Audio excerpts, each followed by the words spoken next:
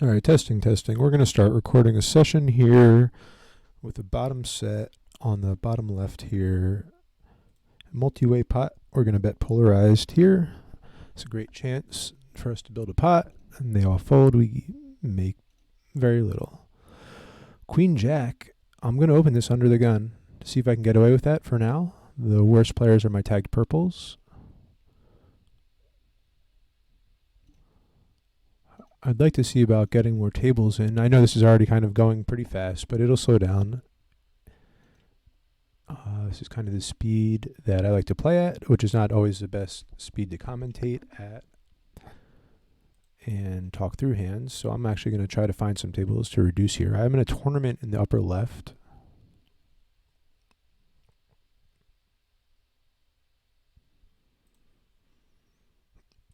Now we bet our standard range bet here. Our hand improves. Our range could definitely bet here again, so I'm going to do that. This is a bit of a bluff, but we can also then have a better chance of doing things on the river that we like. With a two pair like this, unfortunately, he may have better ace-x two pairs here, but otherwise this may be like a small block value bet. I would probably small block value bet with a rivered king here. Now I'm just going to show down.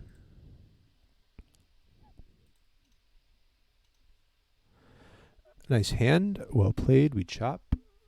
King 7 is not a squeeze on the button. 8-3 is a fold, 8's here. I'm going to try to win these blinds pre-flop.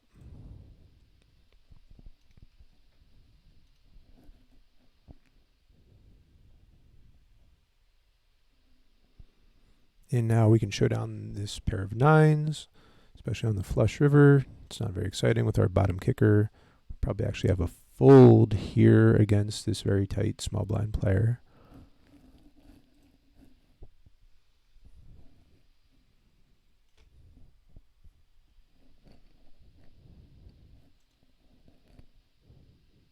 And he didn't even bet his turn top pair there.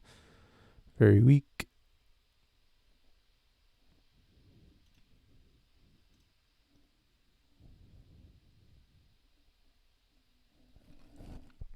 Now in a multi-way pot, I could apply a lot of pressure here with a bet. I'm going to do that.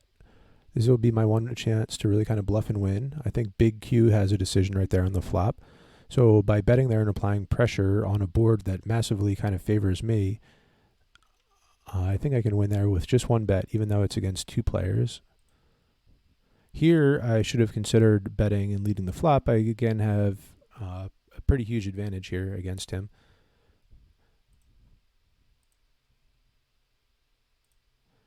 A delay turn river bet, I'm hoping works here. The 2 and 3 shouldn't really improve his range. I'm just maybe hoping that he thinks that I am sort of delay betting some value or trying to go for a flop check raise, something along those lines. But he has to defend very wide here on the turn, and then the river raise is definitely interesting. With my 5, I block. Obviously, straights here, I could have been trying to do something like that myself. I don't think he's doing a complicated bluff here. I certainly can't rebluff over him, so that plan didn't work out. And the A10 suited is a pretty standard defend there in the big blind. I'll peel one from this position for backdoor draws. Ace high potentially being good.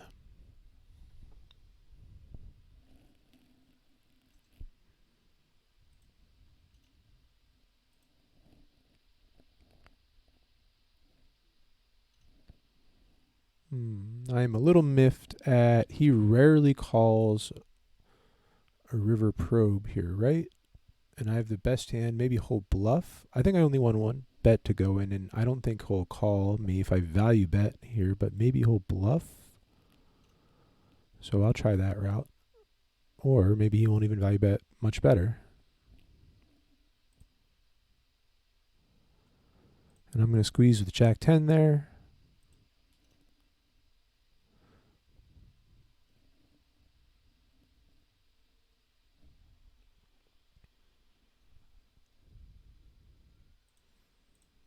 It's a nice spot to see a flop actually with Jack 10 in some sort of multi-way, but the hand is too strong. And, what are your odds of really winning if you call there to go 4 or 5 way out of position with the small blind and the big from the small blind? It's just horrible positioning. So the EV may be kind of good there for a call compared to trying to raise off and under the gun and squeeze out all those other people, especially one of them being a short stacker. Still, though, it's the odds of beating just one of them heads up is much, much, much better, and negating like sort of the disadvantage of the small blind.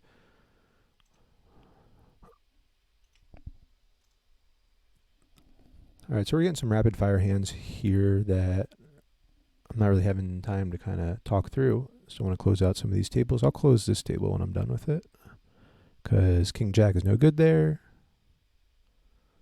Here I'm trying to figure out how to extract with my aces. I think I can go bigger on the flop against this guy. I think I can. I'll try bigger.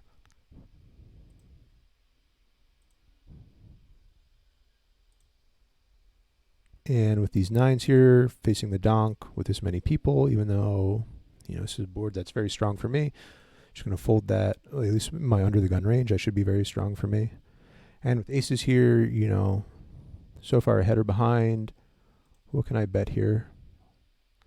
I want to get him to call here, and it's going to be tough with an odd size bet there. It's going to be tough to get him to call at all. So the idea there maybe is to size down and get him to call a little bit wider there, maybe with a weaker club. And I'm just dropping some of these tables now, so this comes in at a little bit better, less nauseating pace and speed. This is a pretty standard bet, and I'll defend ace-8 here by, I'm not gonna 3-bet this time.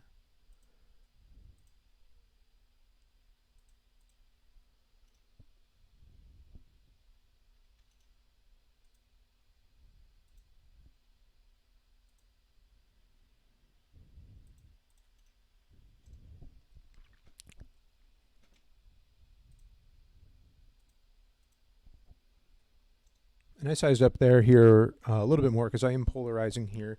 My flop check raise size can definitely be a little bit different here, but I wanted to fire a bigger bet on this turn no matter what. Now here's an interesting turn where I need to keep betting. I'm not entirely sure on the size though. I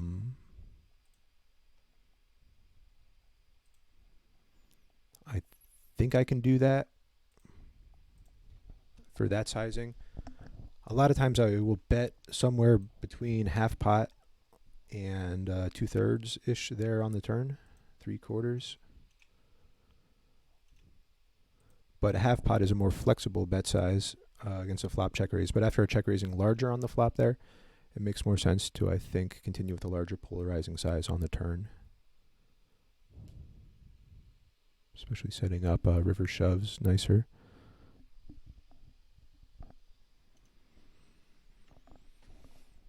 There's a pretty large raise from this guy. My hand can't really improve. I could be better than him. He could be doing this with worse. It's going to be unfortunate if I see better, but all the suited combinations he may just be trying to rip with or protect with a hand like King 10. He could also obviously all these 2 pairs that I'm behind, but we're just going to get it in and see how it goes. And yeah, slow played, much better hand. And down here with my kings against that 3-bet there. Hopefully we won't run into aces.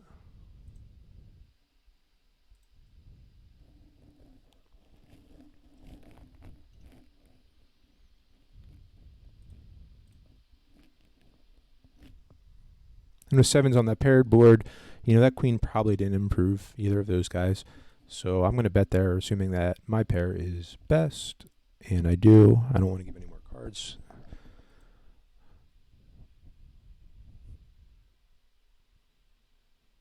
And we will 3-bet to our standard size here with ace king. And in the tournament with ace queen, I guess I'm going to go with this hand for the most part if I can, if it's available for me to do so. 10-9 here. I'd almost like to raise to isolate this guy. Maybe I can do that.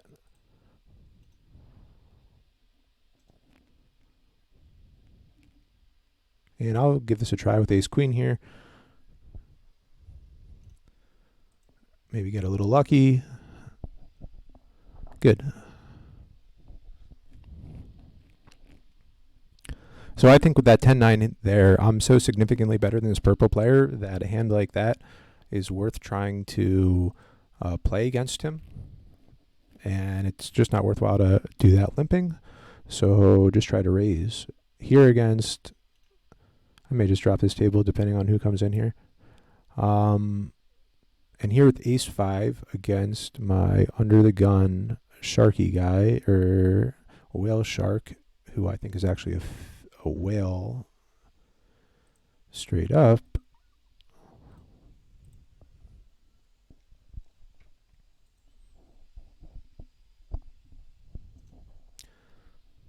So we bet our queens here on the kings, and we bet our ace 5 here against this guy. Ace 5, we overextended ourselves a little bit, but we're just going to bet range here anyway and see how he responds. Any sort of checkmate or raise is fine. We can just pitch that because we have no real backdoor draws, and it's very unlikely that our ace is best or would be best by the river. It'd be a little bit of a challenge to play that from there. So we'll just give that up. Now here, ace 4, we will 3-bet that to try to get better aces to fold if he has any of those, and it's just a good hand in general. Then we can value bet our queens. We took a bet check, and now we're going to try to value bet line there. And just get a fold. King 2 is a pretty loose limp there in the small blind. It's basically only because I think the button is so bad here. And I don't think big blind there is going to, force me out of the pot. I think multi-way I can actually king 2, get in a pot there, and potentially be profitable for me.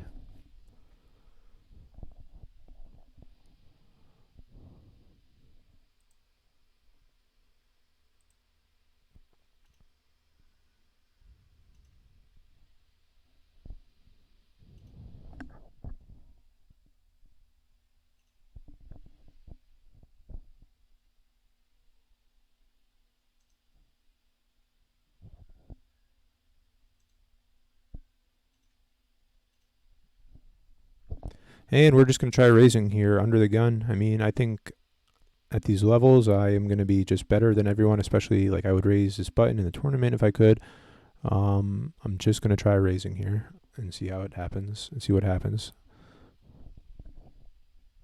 But here with my 8s, 4-way, even though this board is very strong for me, I do expect some resistance. I don't expect to win if I bet there 4 ways, even though that is essentially my board.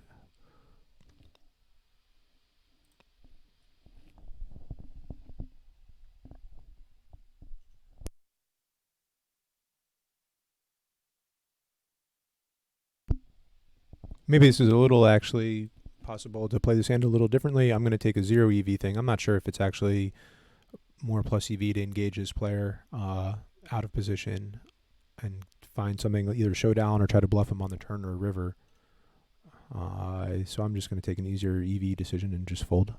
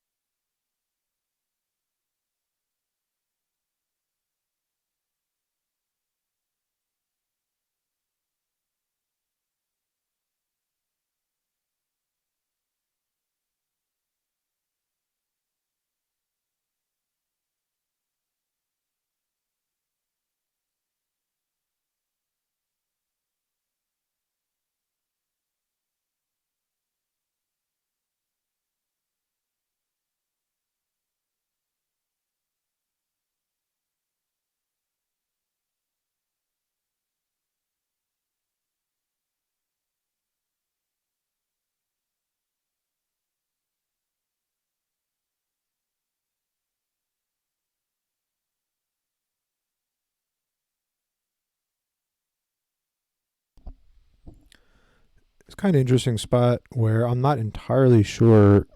I guess he just has a king here, but I block king, queen, or like king jack, obviously. Is he so strong that he didn't c bet the flop multi-way with a straight and flush draw out there? That's questionable. So I'm thinking about bluff catching here, thinking that he only really has a king and I need to be good here like 1 in 4 times. Or is he value betting like ace jack here, ace queen? I don't know. This is kind of like, given the position and everything, it's, I mean, does he have under pairs here? He has to be bluffing with like an under pair or something. I don't know. I'm just going to fold actually.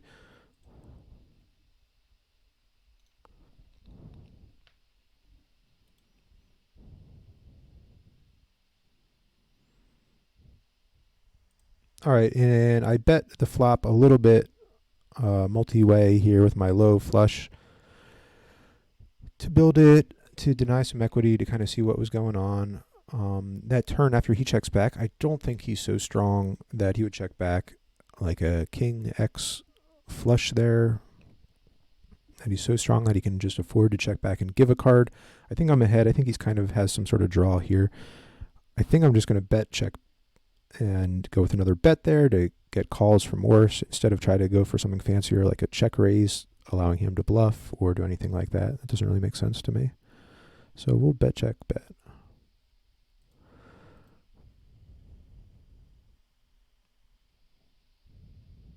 And there with the top pair of queens, I think that's a pretty standard bet.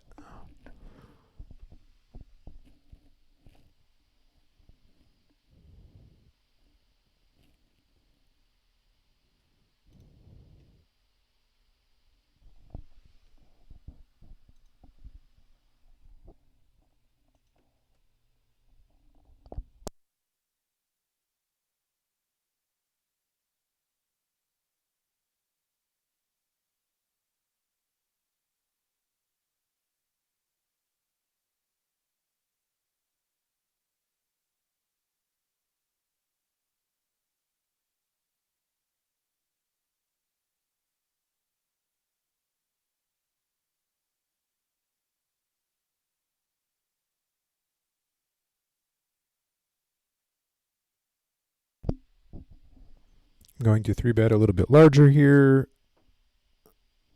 and cry if Jack Dell 4 bets, but large enough that if SB should go all in, of course, that I would have then room to play against Durich.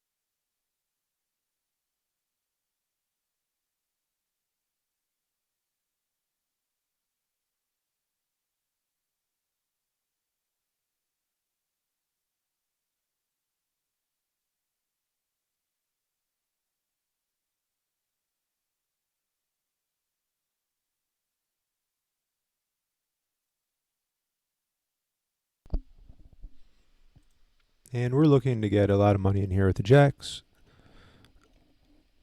So we'll bet a bit bigger there. And we get a fold, which is a fine result. Means we don't get a lot of money in there and lose against some sort of 7. And we'll raise a little bit larger there to try to isolate under the gun limp, who's clearly a fishy player.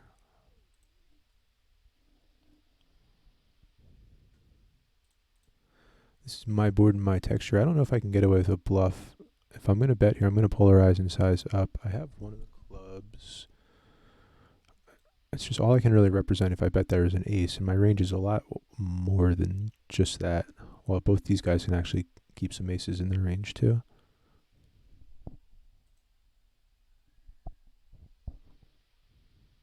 And this is a decision that's kind of loose in that I think he probably has an ace here. I'm just kind of waiting to see what happens. And this 8-6, I'm going to play against this whale shark. I think he's a very poor player. I'm not entirely sure what I can do here. I think I have to raise, actually.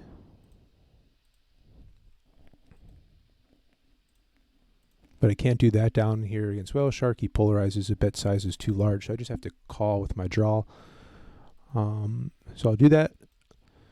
I hit a middle pair, a good middle pair, which may be best now. Plus my hand could be good. Now, should I raise here for protection of some sort? Is he too likely to have a king or better? Is he now betting hands like 9-10? What's he doing with a hand like jacks?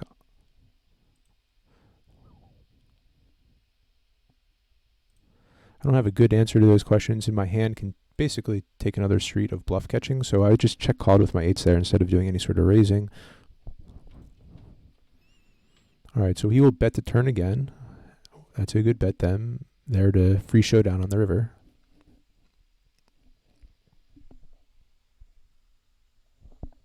And you saw my other bet down on this table. That worked out. And you can even see he folded an ace there, so that's pretty nice.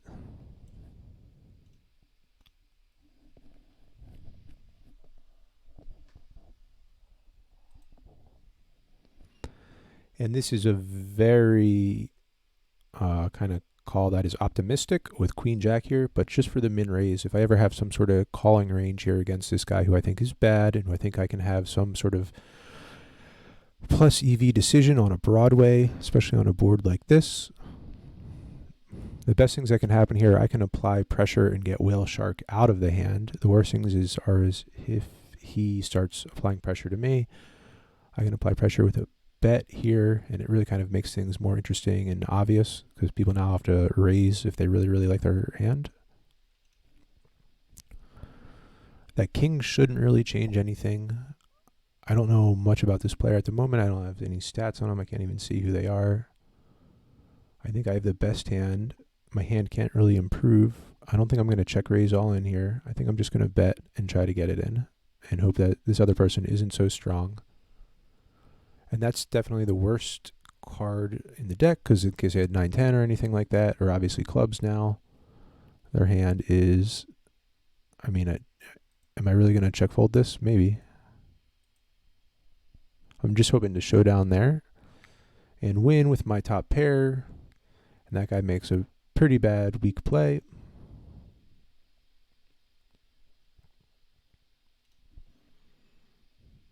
Against this large bet size, what is any strong hand for mine going to do here? I'm going to raise, and I'm going to play this king jack also for a raise. Is that too aggressive? Without the backdoor or spades, I'm just going to call here and peel and see what happens.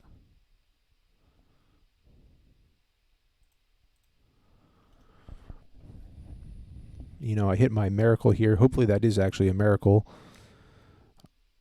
I'm going to bet just half. Maybe that's like I'm freezing up here a little bit. Now, I think he's going to raise me on the turn with any hearts for value against that sizing. So I think my hand is best. This kind of looks like a chop board now. If I pot, is that enough of a scare or enough of a thing that maybe he'll call with a 9? Maybe he would raise with a 9. I'm not going to bet fold this, right?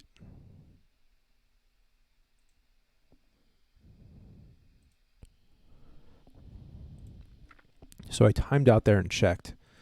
My hand now beats all his bluff catchers. What about his better hands? Maybe he has better hands here. And if he does, God bless his heart. If he has better heart flushes here, I'm hoping he has a hand like 9-10 or something like that. You know, if he has better hearts and he didn't raise me on the turn, that's fine. But we have to put that amazing, you know, essentially nut flush into some sort of river raise range. He bluffed the river there, which is really nice for us, which he may do on a really bad run out like that. And we win. We take it down there against his value bet. Well, now we're squeezing up here with our queens. We'll size it to 15, maybe just make a little extra dollar there.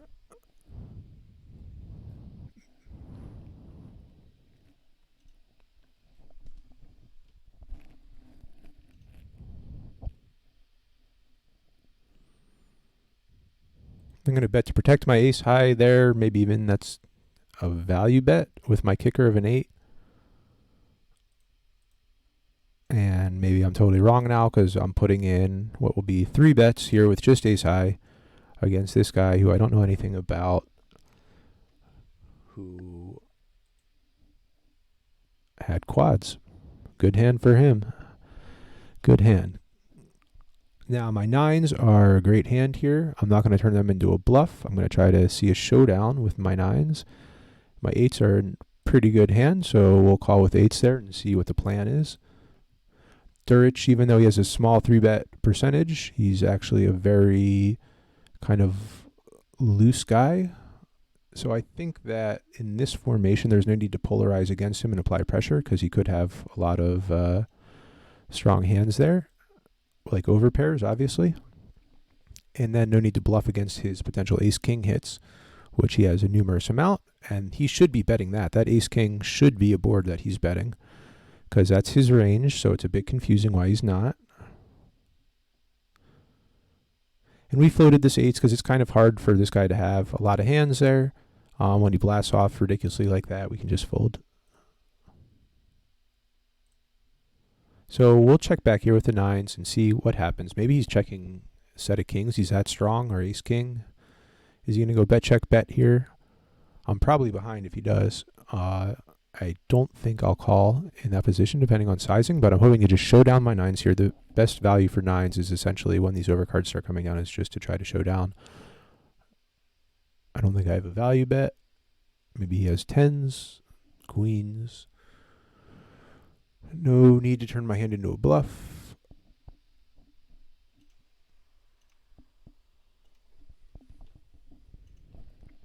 And very good, we didn't bluff there. Very good check by him on the river. I would expect him there to kind of give it away and bet.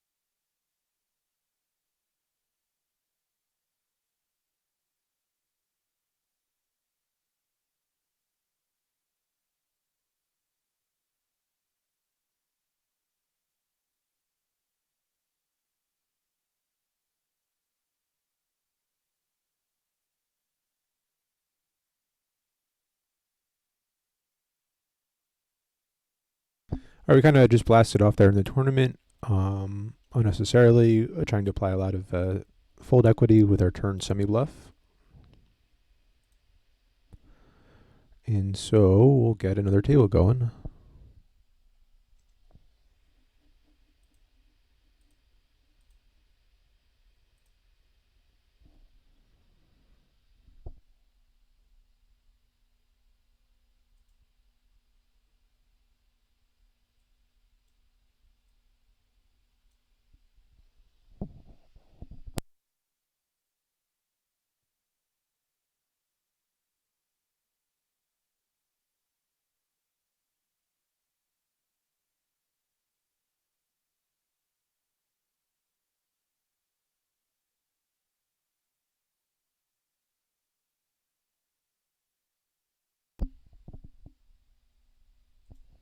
Surprisingly, probably not the best call here. I'm only doing it because I think these other players are fishy and not likely to squeeze.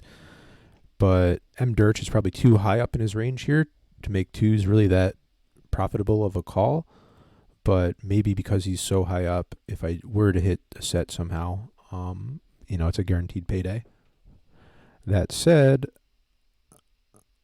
I have quads, so I'll just call down there. But that said, it'll probably be not really possible to just show down my pair of twos in position against this guy and think that it's going to be good. With the two hearts, I guess I could float here. I'm going to fold that.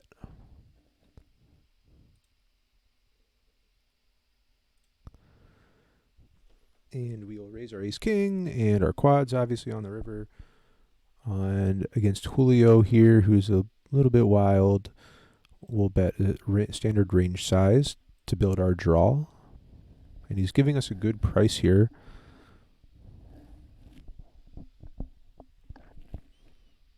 He's giving us a pretty good price here, and I think he could actually be strong. So I think it would be actually more devastating to him if we just call and hit instead of trying to fold what maybe is a strong range here.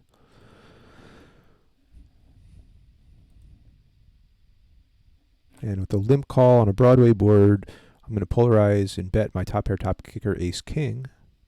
I'm going to call again with my flush draw. Now queen 5, I'm going to play that multi-way. And my 7-4 is a button raise, but that's now a check there. And I will continue to bet my top pair top kicker. On the blank turn, I can polarize again. And I think the only way I can win this is obviously by bluffing here, which I have to do to win the hand, but I expect to be beat there. He's probably not check raising a draw and then giving up, but that's my only way to win the hand, and I think I have a better chance of him actually doing some folding there. Especially when he holds like the ace of clubs, which is a hand, which is a card that would kind of be required for him to be in my range, to be bluffing a miss there. But by him holding the ace of clubs, I'm just a little bit more likely to have some sort of 10 or value there because I can't be bluffing a missed ace, club draw.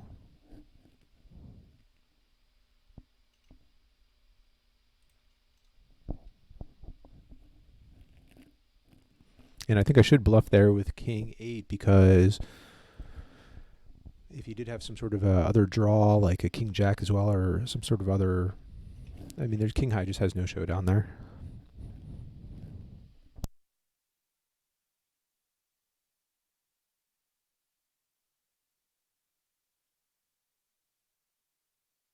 And so even though this guy just owned us a minute ago through our over aggression, we are going to continue to play a little aggressive here.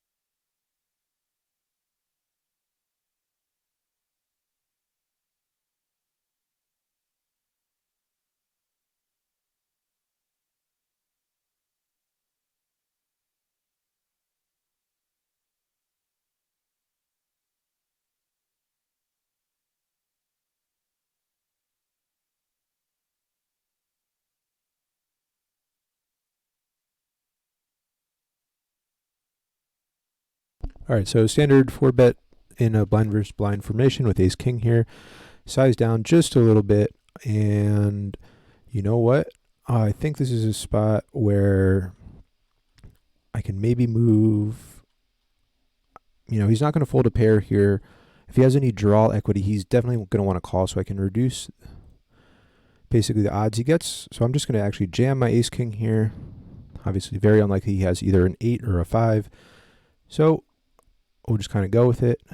I don't have any spades, so maybe he does have a spade. Backdoor spades draw. Pocket tens. Let's hit an ace or a king. And we don't. That's fine.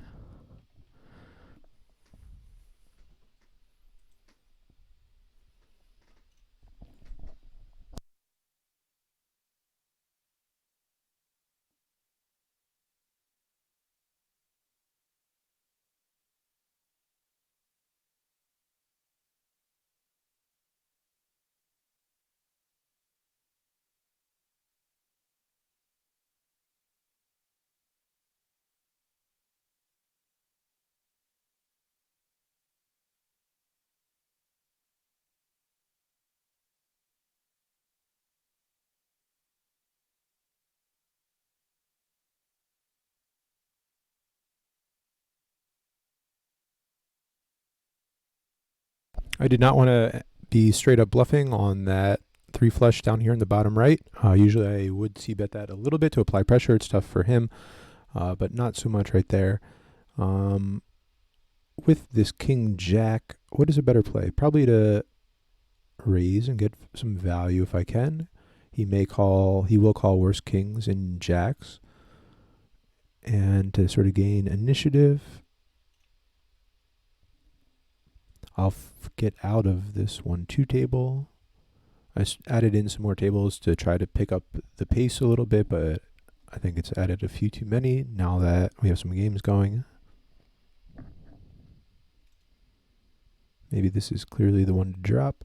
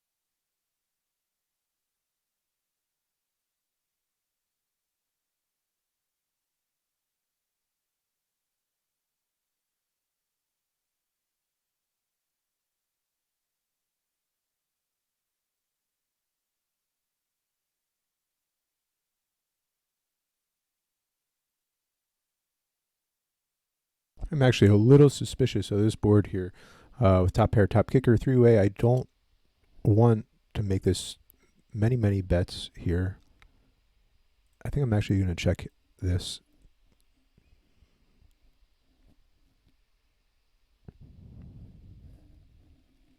But now,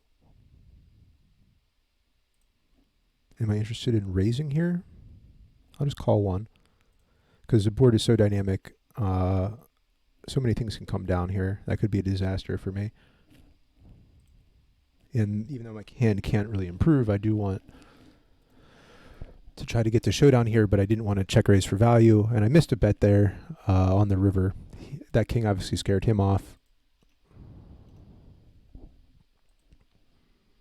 This 1-2 table is breaking.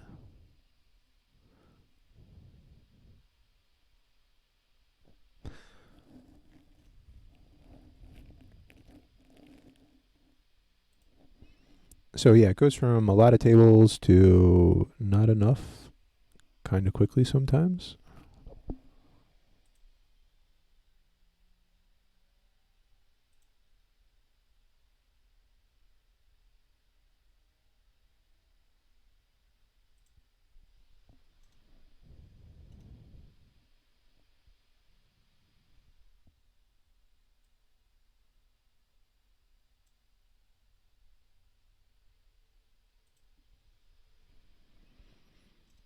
And these are some nice boards, obviously, here.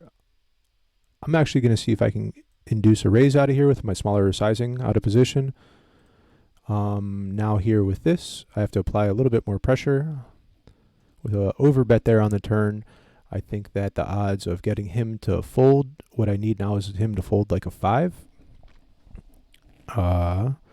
Decrease.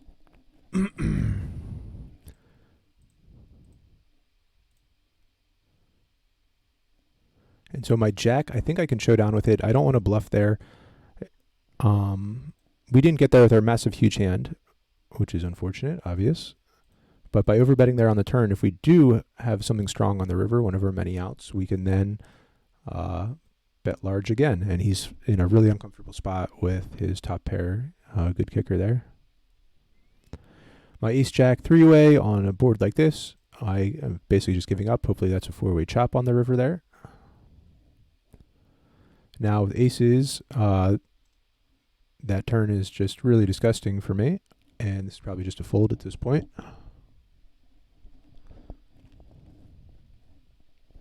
I really need him to have a hand like ace-8 with the ace of diamonds here, which he may be bad enough. I beat some certain 2 pairs here now with my aces. I mean, it's a pretty loose call here on the turn. Half pot, half pot. I mean, I'm just kind of giving this guy money potentially. But there is some times where I am actually ahead here. We'll find out. See, pretty slick.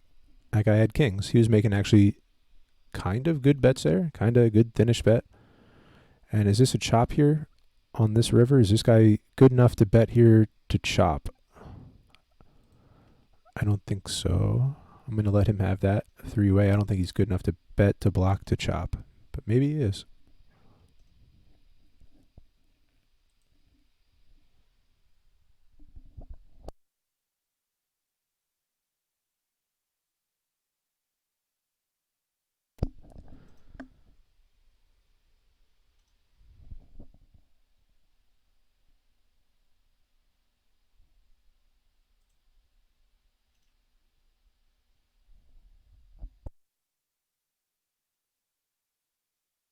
We called a very small raise here with some of these backdoor draws.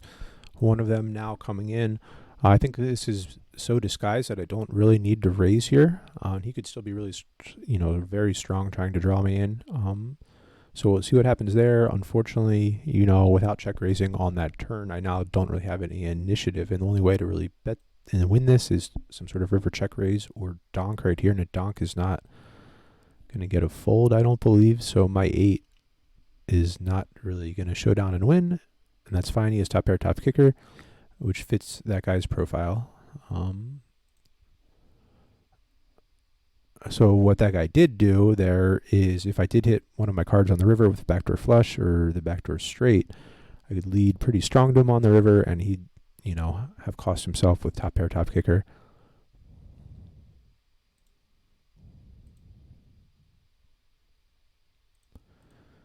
And I hope I can just bet here to get this guy to fold with a small cheap bet.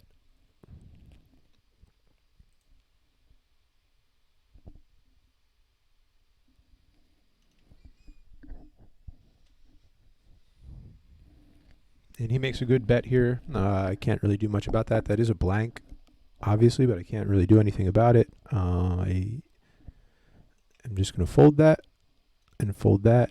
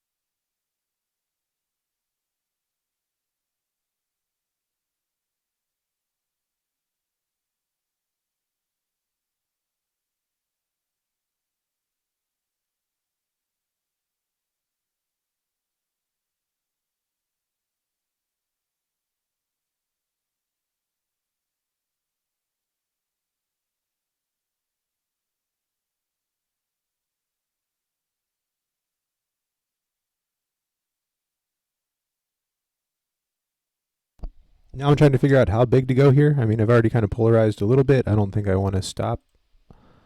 So I'm just hoping that he was calling there because he also has a spade and he was willing to call again. I don't think I can overbet and go all in with my ace there. It'd be really depending on him making then a very kind of loose call with a king or queen or jack of spades.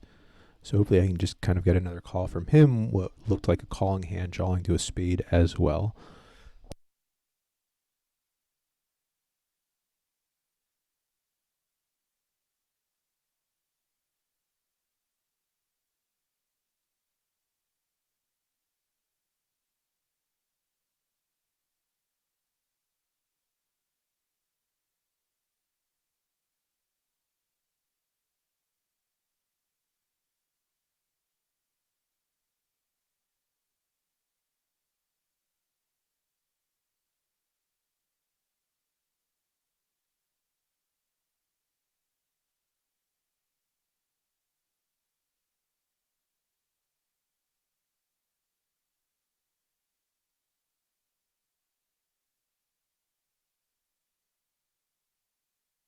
And because this is three-way and I do have equity and maybe my ace high is best, I'm actually going to bet that to apply some pressure.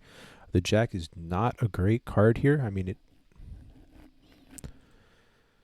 is not a great card. And maybe if as a one bet game, this is actually pretty great here. Maybe he has a lot of hands like 9-8. Other hands that are draws here, his value range is greatly reduced with the jacks and sixes kind of pairing, so he has much less combos of those. A 10 is a very thin value bet. If he can make it, I'm just going to call here with ace high, hoping that's good, and it is.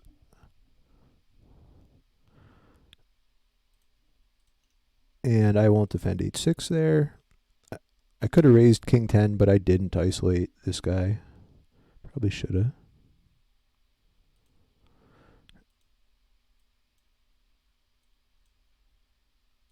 She's down to 3 short tables again. All right. I'm going to protect my check back range here against this guy because I don't have backdoor nut flush spades. I'm going to check back there and let this guy think that maybe I don't have an ace or maybe I can bet check. Will he ever check raise me? Is that ever a consideration? Would ever fold if he check raises my 10? Is a good blocker to a backdoor check raise. What can he call me with here? I'll go smaller, hoping that he can just call me.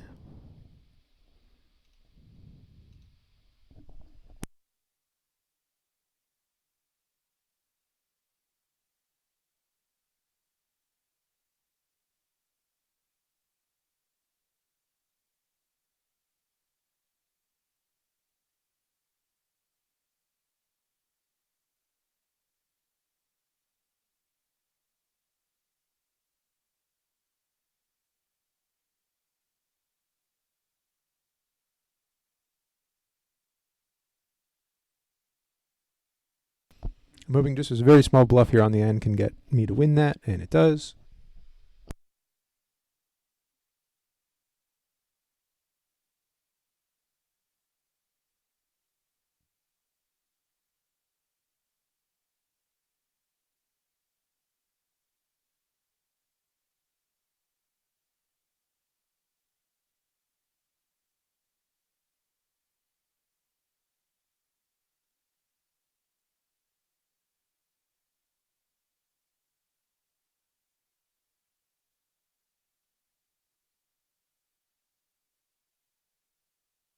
This ace-8 is not a great hand, but we're going to play a hand in position here against a limp re-raise. Maybe this guy is good at what he does here. Maybe he often deploys an open limp strategy with a 3-bet range behind it. I don't know. A lot of times people will occasionally do this with very, very strong hands like ace-king. Here, I'm pretty confident if I get to showdown, I could have a protection bet against the diamonds and other Broadway potential like straight runouts, but I'm going to check back here, realizing that I can hopefully get to showdown. I don't think I have a value bet here though. I mean, it's kind of up to him what he calls worse. King queen. I'm not sure what he calls worse here if I bet 7-2. So see, yeah, that guy, He's a little silly. That's why we're going to defend an ace there, even though it's not a great ace. And we'll defend this ace. And with this ace, we will 3-bet. Yep.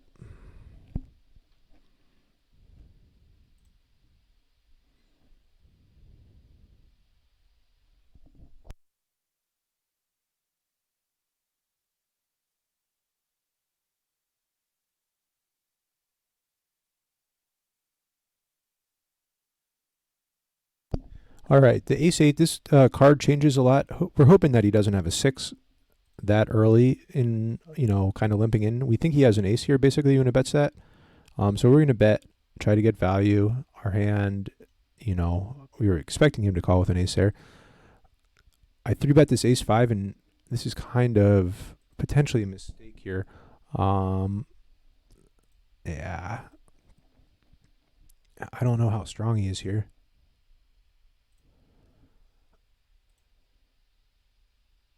But if I check raise this, how much can I go all in for on the turn? I'm going to go all in on the turn. I'm going to play this hand this way, hoping that he can have lesser draws. It's unusual for me not to bet this flop. As part of my range, this guy's under the gun, and he could be strong here, but that's actually putting him in a difficult position with what is a lot of, I would say, just kind of pair-ish, middle pairs, things like that.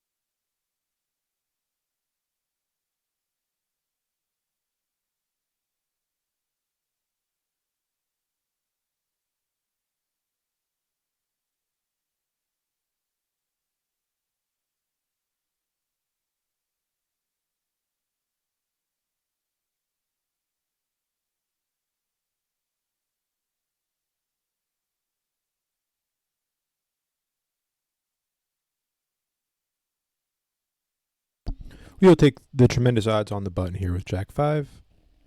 And with Queen 9, we'll try to isolate. Aces will raise for value.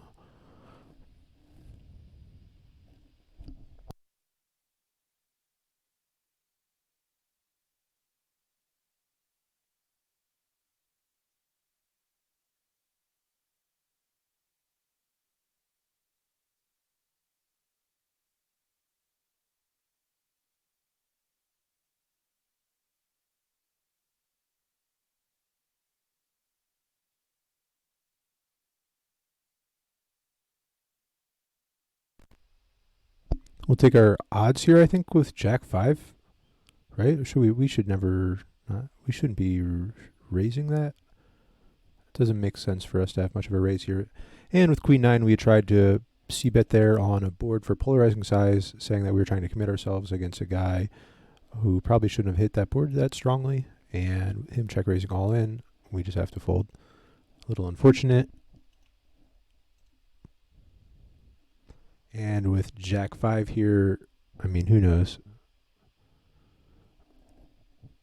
Who knows here after full houses are possible? Maybe my diamonds weren't best. I kind of would have assumed them to be. That's obviously why I was calling. I don't know how I can value bet and get value from worse. And so he had, yes, a full house. That makes sense.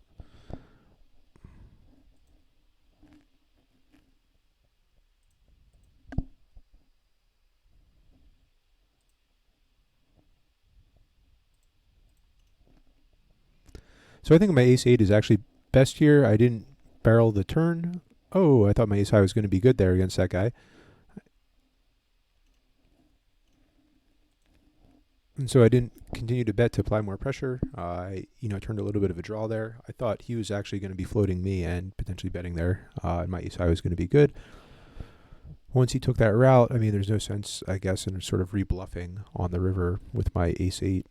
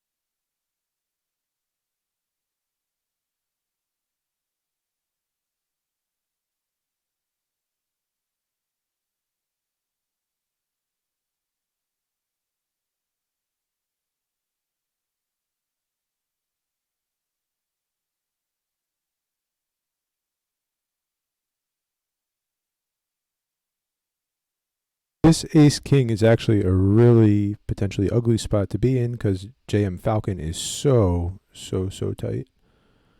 I am actually a little annoyed. Because I don't want to just call here and potentially we would certainly go 4-way to the flop then. So I have to raise here. What is the right amount? And am I going to raise fold?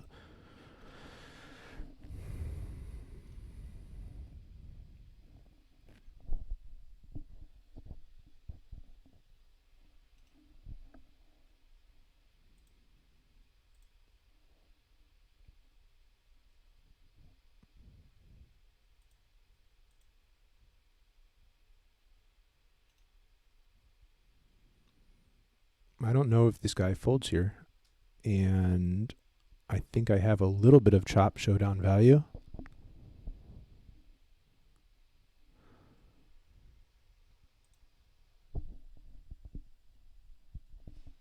I don't know if he bets here on the river for worse, if he's going to try to bluff me. He's just going to potentially just try to show down now with jacks. I don't know if it's good enough for me to just want to try to showdown and chop with ace king myself. Um, Instead of try to, maybe it's more valuable to try to move him off of ace king. He would certainly play queens with a 2-check strategy here, and this is how he'd play it pre-flop. I guess I'm just hoping for a chop here with ace king and not losing to jacks.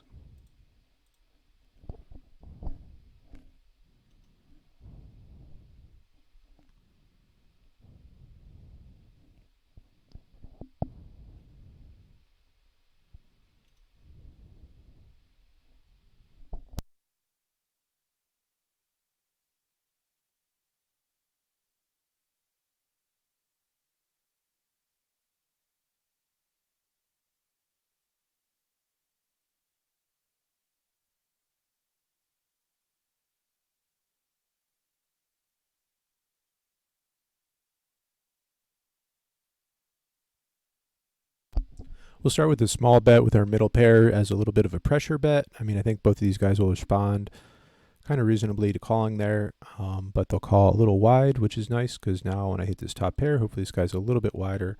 I don't expect to be bind here at this point unless he has a random hand like king 9, which is unlikely, or set of threes, which he was slow playing. So a king hits my bluffing range, or my turn range strong there, so I can bet a little bit larger, and he snap folds.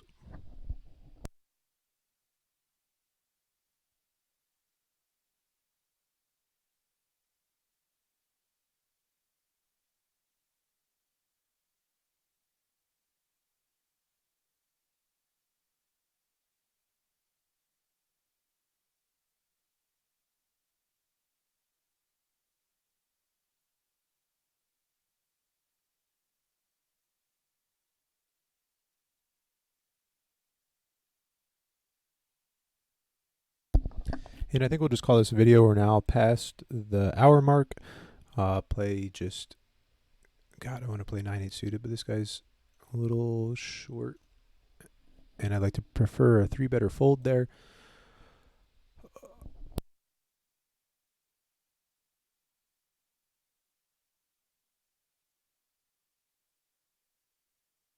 All right, so we'll call that a video, and that's an hour. Hopefully it was pretty clear for the most part. Let me know.